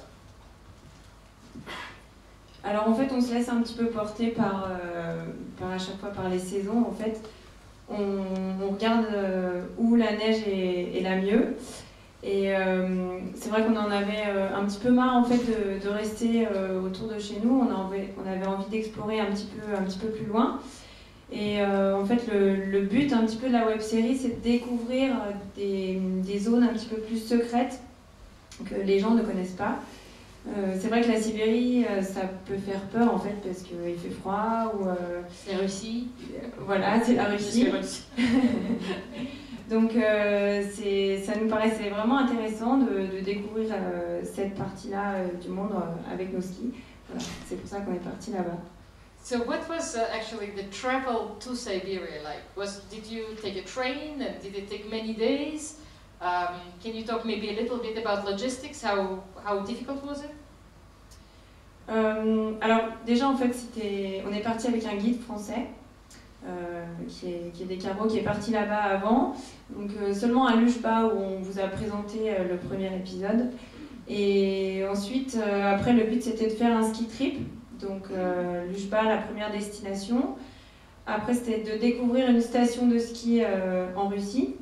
Et puis pour finir également au lac Baïkal. Donc là on a découvert un petit peu tous ensemble cette région-là de la Russie, et tout ça relié en fait en transsibérien, voilà, qui est quand même assez mythique en Russie. Donc on a passé 2 jours dans le transsibérien à relier ces 2 endroits. Voilà. So what was the strangest experience, I'm asking as a Russian, of the whole sort of the time there? What was really a strange out-of-body experience? Was it Russian banya? Was it skiing with the Russians who may have not been sober? Was it drinking vodka? C'est vrai que comme on disait, on avait un petit peu une mauvaise image à la base de la Russie. On imagine la Russie, le ski au milieu des usines, et ouais, c'est un peu les images qu'on avait. Et en fait, on a découvert aussi la partie très belle de ce pays, et également les gens qui, au premier abord, sont un petit peu froids, mais on a fait vraiment des belles rencontres et on a passé des très bons moments. Alors effectivement, ils boivent de la vodka, c'est pas une légende. Et donc on a passé des belles soirées, des très belles rencontres, et puis voilà, du ski extraordinaire, comme vous avez pu le voir dans les images, la poudre en Russie, c'est magique. So what is, I know that you went to Mamai, what is it like? You say in your teaser, which the audience haven't seen, but you say it's like a Chamonix of Russia. What is it like? Alors en fait, en Russie, les montagnes sont quand même pas très hautes. C'est pas des grosses montagnes comme on a pu le voir dans cet épisode. C'est plus des lignes dans la forêt. C'est pas des hautes montagnes. Alors que plus on s'approche donc de Mamai, c'est pas très loin de la Mongolie en fait. C'est vraiment au bord du lac Baïkal. Là, on a des vraies montagnes qui montent. C'est pas très haut non plus. Hein, c'est un peu plus de 2000, mais là, vraiment, ça ressemble plus effectivement à ce qu'on peut trouver ici dans les Alpes. And how do you package that for sponsors? Because I imagine you have a fantastic brand, it's fun, you do really out of box, really cool things. How do you sell the project? Because I'm sure some women here would be interested. How do you fund your adventures?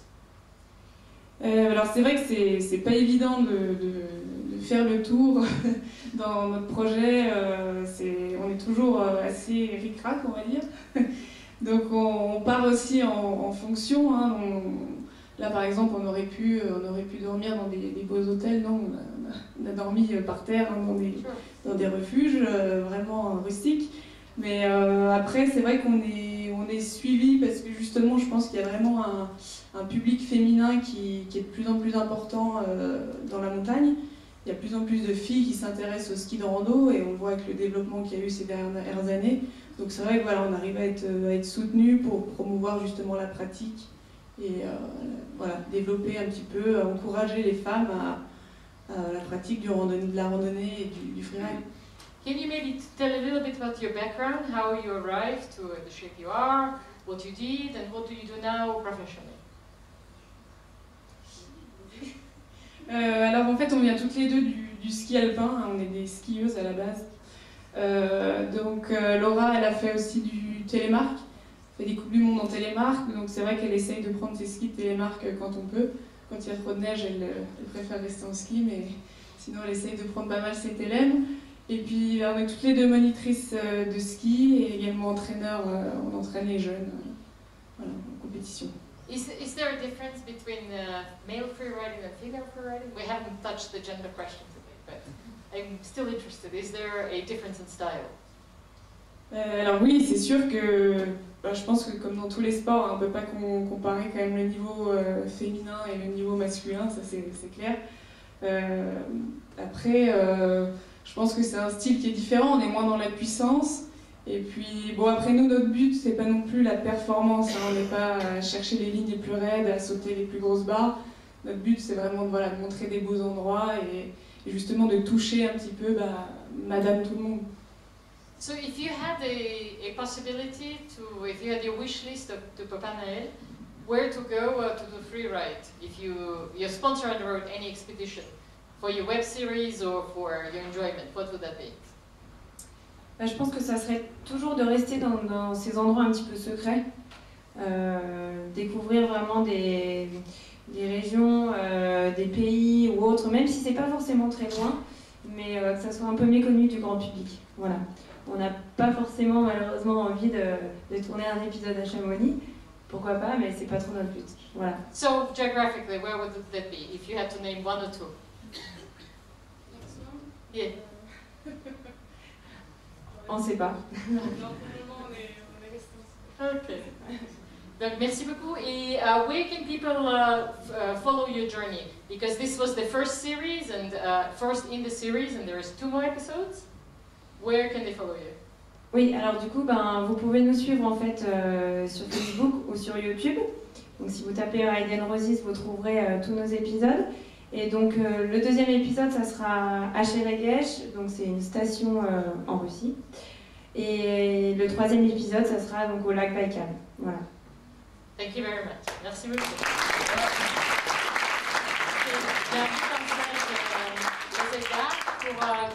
Pour commencer la dernière section de notre programme.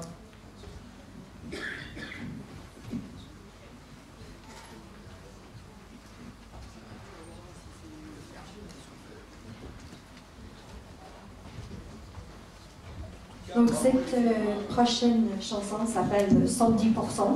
Donc on a bien compris dans toutes vos missions d'alpinisme que vous donnez au maximum votre enthousiasme et passion pour les montagnes, le ski. Donc on a choisi 110%.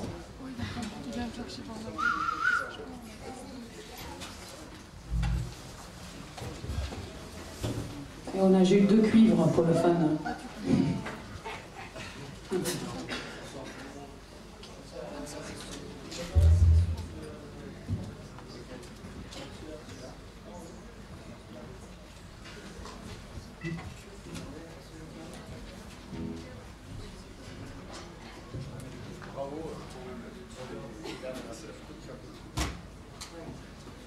On est plus efficaces les femmes. Hein?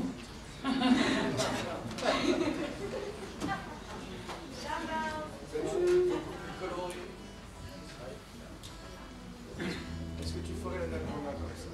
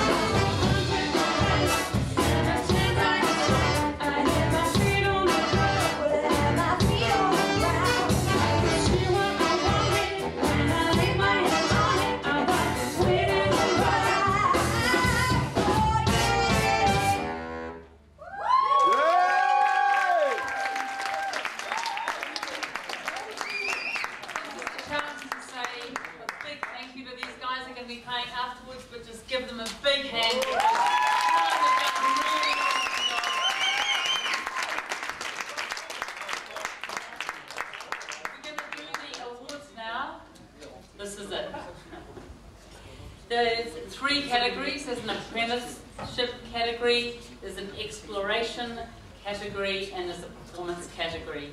And this year we've got 1 apprenticeship, 2 explorations, and 2 performance awards. 3. Well, you know, I forgot. Okay, so Marsha's going to do the apprenticeship award.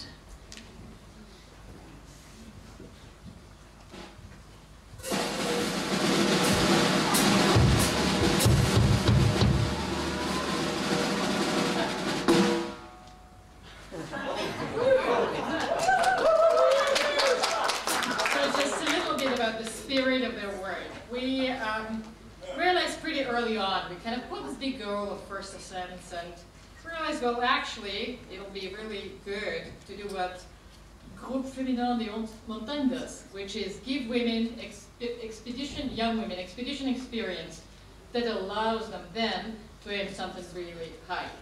And the story about the recipients of this award were 5 young Swiss women. Anne Fleschig, Rachel Schonauer, Lisa Pfalzgraf, Ramona Volken, and Florence Nichols. Jackie knew, perfect. These wonderful girls who are 26, 27 years old. The story is that I have met Florence Nichols in a, you know, the Grand Montée, the Taubaine. We effectively slept where we shouldn't have slept, which was in the room of Pisteur on the top of the Grand Montée lift, because we wanted to climb Couturier or the Wimper Couloir the next morning. So we were kind of sleeping on the floor, 4 of us, and someone knocked on the door, and it was Florence with her boyfriend, who were climbing and said, "Can we please sleep here too?" So anyway, we kind of had to make a space. 6 of us slept on the floor and then tried to attack Wimper. We ended up not climbing because of bad condition. But anyway, I had the chance to do a bit of propaganda of the prize. And it was a great pleasure to receive the dossier with this application from Florence this year. And this is the team of young women who have had a sufficient experience in the Alps to climb a peak in Kyrgyzstan. It's called Peak Granitny. It's 5,278 meters. They have a strong dossier where they figure out how they're going to climb it. They climb in with the help of a female Austrian guide. And we think that it's a perfect, if we can go to the next page, it's a beautiful, can we go to the next page, please? This is, you can see it's an old Russian photo. So these guys actually found an old Russian photo. There is not very much known about this peak, and in the database it's unknown whether it's been climbed or not, but it's called Peak Granitny, which in Russian means a granite peak. And they figure out how they're going to climb it. They arm themselves with expertise, and we wish them very, very best. So we're giving away tonight $10,000, and $2,000 goes to Peak Granitny and to a fabulous group of 5 young Swiss mountaineers, and we'll be following their journey this summer.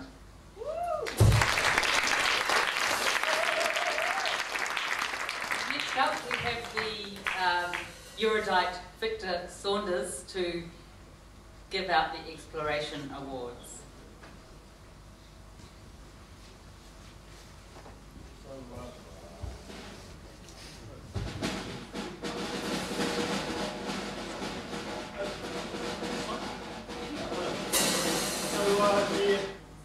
The following 3 expeditions are recognized for their exploration.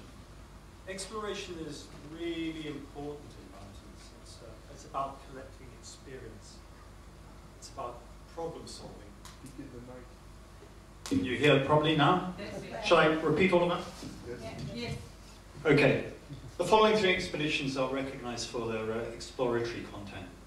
And exploration is particularly important in mountains. It's about collecting experience. It's about problem solving. It's about opening your eyes to new ways and new places. In short, exploration is about the joy of the new. So the first award is for a wife and husband team led by Su Tsing Yi and David Anderson. And it's for a mountain in Zanskar. It's called Kachan. It's not a huge peak at 5'9", but it's an amazing looking 800-meter route up the east face wall and the connecting ridge to the summit at 5'9". And it's quite remote as well. So they found a really interesting objective that will test their problem-solving superpowers, which I'm sure they can. I think, well, it's just got the awards in it. So when you've got it all prepared. Okay. And the second award is for another wife and husband team, Sonia Torcida and Mikhail Zabalatsa Azkona. And they're going to the Rewali Himal in Nepal. And their target is the unclimbed east ridge of Chobatsi in Chobatsi. It's 6,000. It's actually quite high. It's 6,700. 6,700 meters. And it's probably, the route is probably over 2,000 meters long. So they've been in this glacier area before, the Puma Glacier, and in this this aspect of exploration that's so delightful is that they've done other peaks in that area, and they've managed to spot a really, really interesting line. And so that's the second. It's the second award.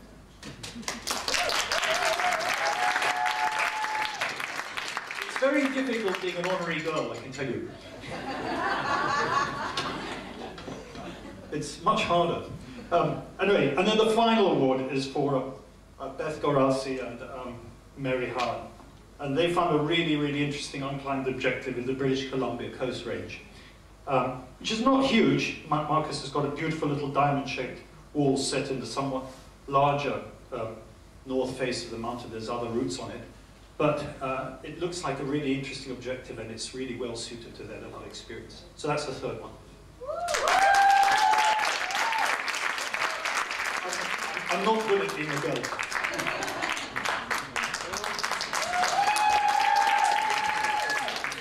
Thanks for that. And now we have the performance awards that are going to be announced by Christian Fromsdorf, who is the president of the International IFMGA. And so he's my president, and also of the PLA de Bois. So welcome, thank you. Merci. Should I speak in English or in French? En français. On va voter. Qui c'est qui vote pour français? Anglais. Oh, il y a une minorité de. Okay, so I speak English. I think everyone understands English. First, I want to really thank Masha for her initiative for helping female alpinism. And I also want to thank a number of people who are putting in a lot of time for free to make alpinism happen, whether it's for young men or young women. In particular, I would like to mention Nicolas Reynaud, who is the president of the French Alpine Club. And if there is a lycée biqualification in Moutier for youngsters, if there are youth teams, it's thanks to people like him who spend a lot of time for free for their passion.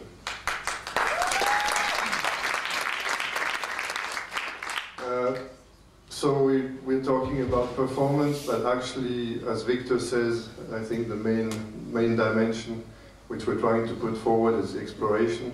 And as you've heard before from the various ladies who were on stage, the important thing is step by step and gain experience, and that's what the award is about. And for these two last grants, I think we have already very experienced ladies, and some of them are girls, women, some of them you have seen already. So I will maybe announce first the two grants, and then maybe talk a little bit about. And those who are here, I would ask you to join also on stage.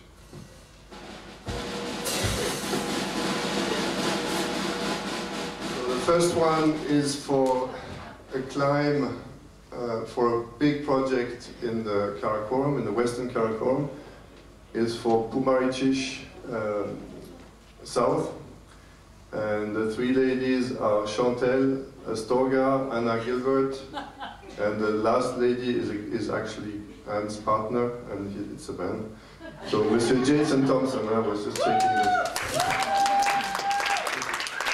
So they already climbed together last year, and they had a special mention at the Piole d'Or for another climb, and this year they have a really, really ambitious project. And I can tell you, I know very well, because with Yannick, who's around here, I think we did the first ascent of this peak in 2007. And it's, I'm not sure we have photos of it, of the peak, no? We do? Ah, bah voilà. So it's the left, no, the prochaine. The left one, it's, so we did the first and only ascent of this peak, which was Virgin. On the very left, it's Pumareșiș main, and the blue line is on Pumareșiș south. And the other one here on the right, the yellow one, is Pumareșiș east, which is currently unclimbed. And so I think they have a dual project, plan A, plan B. But anyway, even any of these projects is already a huge challenge, and it's in an area in the Hispar, off the Hispar Glacier, which is really wild, and I think for those who've already been to the Karakoram, they know they're the most dangerous mountains. The other one? So the second grant goes to a project on Arjuna by Lise Billon, Caroline, who you saw earlier, and Maud. So I think, I'm not sure who is here. Caroline was here. Lise is here. And Maud, maybe? Maud n'est pas là, pourtant elle habite pas loin. Elle est excusée. Ah oui, Maud is doing a thesis, so she's busy working on it. Vous allez au milieu. Au milieu. So yesterday I actually called Lise to have some more information about the project last night, and she answered, so I'm very happy to... Pardon. Pardon?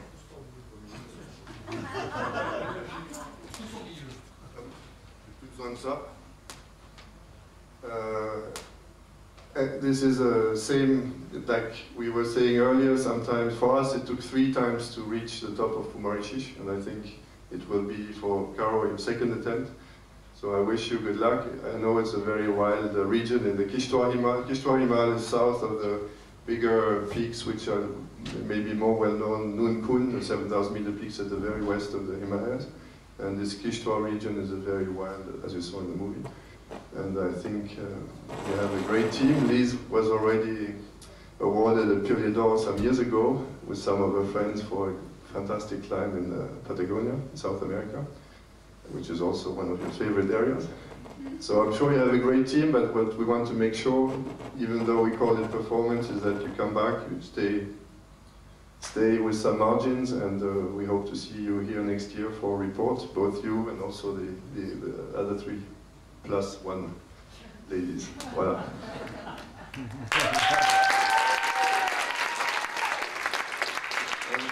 I just want to mention one particular thing is we give awards, but really, you know, it's not that much money.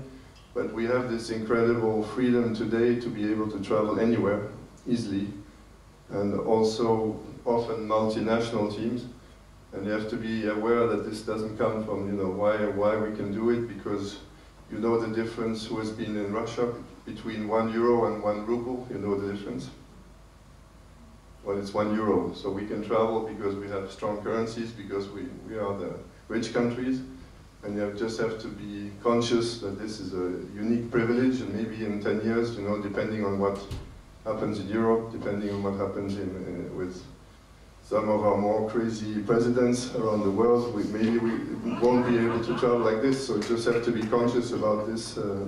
Maybe it's a unique window to do all these Alpine-style climbs around the world for not that much money and quite easily. Voilà. Maybe you want to say something, Lise, we haven't seen her today. Bonjour. Tu me tends un peu un piège parce que j'ai jamais été très à l'aise sur scène. Ouais. How did you meet Caroline? On s'est croisés en Patagonie. En fait, on s'est tous les 3 croisés plus ou moins en Patagonie.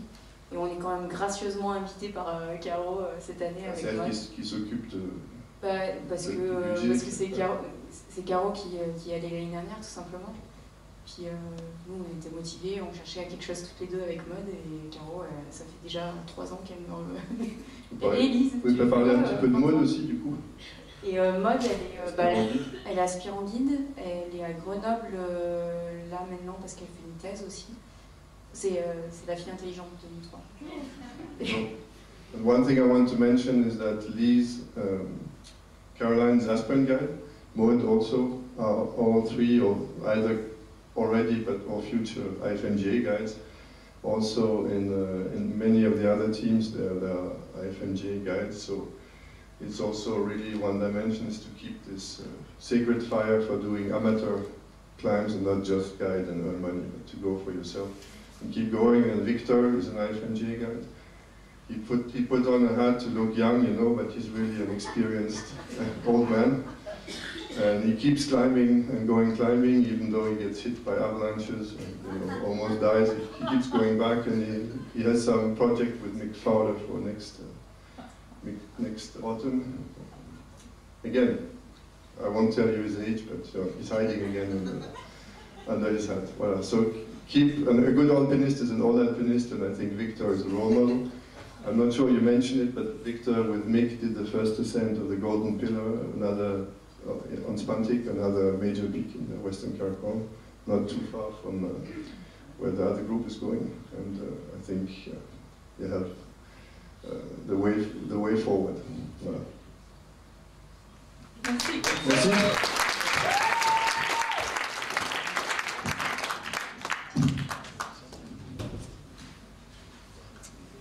Donc, merci à tous. On invite Edgar, les Edgar sur stage. Et on va offrir un verre de l'amitié behind. So you feel free to move. The formal part is over, and dance, sing along, and enjoy your evening.